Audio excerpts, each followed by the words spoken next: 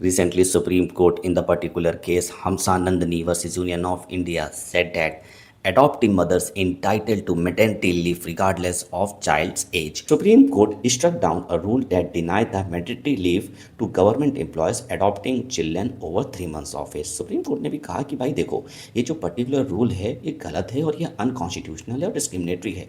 ये वायलेट करता है कॉन्स्टिट्यूशन के आर्टिकल 14 एंड आर्टिकल 21।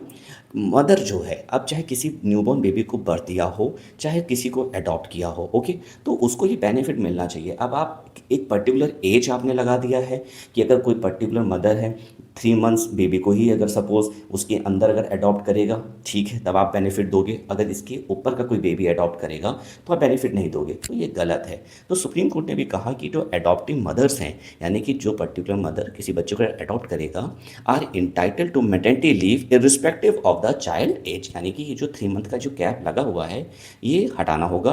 तो ये जो अडॉप्टिंग मदर है उसको भी मैटरनिटी लीव मिलना चाहिए। अब वो किसी भी साल के बच्चे को अगर अडॉप्ट करती है यहाँ पे यानी कि चाइल्ड की जो एज है वो कंपलसरी नहीं है।